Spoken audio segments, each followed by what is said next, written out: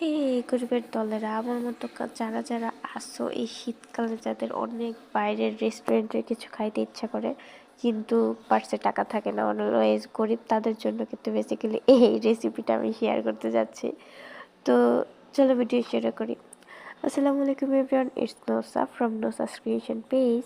তো আজকে আমি তোমাদের দেখাবো যে কিভাবে তোমরা মানে বাইরের কোনো উপাদান ছাড়া একদম রেস্টুরেন্ট যেমন কেএফসি বিএফসির মতো চিকেন ফ্রাই বাসায় বসে করে ফেলতে পারো।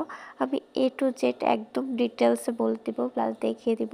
তোমরা যদি এটা ট্রাই করতে চাও তাহলে কিন্তু বাসায় থাকা বাসায় যে উপাদানগুলো সর্বদাই থাকে সেই উপাদানগুলাই কিন্তু মিক্স করে এই এমন সুন্দর একদম রেস্টুরেন্ট ভাইবের চিকেন ফ্রাইগুলো বানিয়ে নিতে পারো। তো আমি ভিডিও কিন্তু কাটছাট করিনি, ভিডিও যদি না স্কিপ করে দেখো তাহলে কিন্তু প্রসেসটা বুঝে যাবে।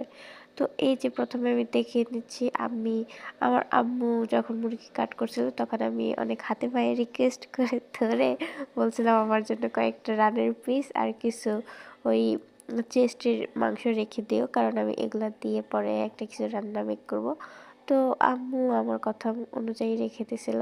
তো আমার কাছে যে এই যে আপনারা দেখতেই পারতেছেন যে আমার কাছে কোন মাংসগুলো ছিল, মাংসের পিসগুলা। তো যেহেতু আমি চিকেন ফ্রাই করব সেক্ষেত্রে আমি কিন্তু একটু পিসগুলা বড় বড় করেই রেখেছিলাম। তো এগুলাকে হালকা একটু ফাড়া দিয়ে নিচ্ছি ছুরি দিয়ে, যেন এর মাঝে মশলাগুলা ঢুকে। তো একদম যদি প্লেন থাকে সামনের ত্বকটা, তাহলে কিন্তু ভিতরে মশলা যাবে না, বা যে যা বানাতে চাচ্ছেন তার কোনো ইনগ্রেডিয়েন্টই যদি ভিতরে না ঢুকে তাহলে ভালো লাগবে না।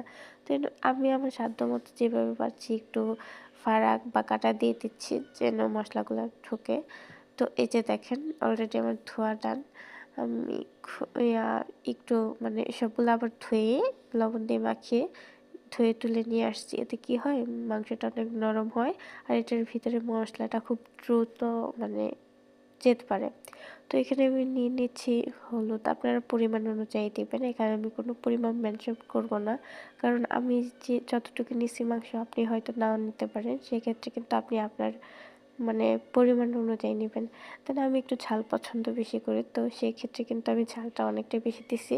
আপনারা যারা কম খেতে চান তারা কিন্তু কম দিতে পারেন, সেক্ষেত্রে কালারটা কিন্তু একটু হালকা ব্রাউনিশ টাইপের আসবে। কিন্তু আমারটা একদম একটু রেড রেড হয়ে গেছিলো, কারণ কি আমি অনেক পরিমাণে ওই যে যে মরিচের গুঁড়াটা এটা একটু বেশি দিয়ে দিছি। তারপরে দিয়ে দিলাম পরিমাণ অনুযায়ী একটু আদা বাটা। আদা বাটাটাও কিন্তু আপনারা আপনাদের মেজারমেন্ট অনুযায়ী দিবেন, কারণ আমি এখানে কোনো পরিমাপই মেনশন করতেছি না।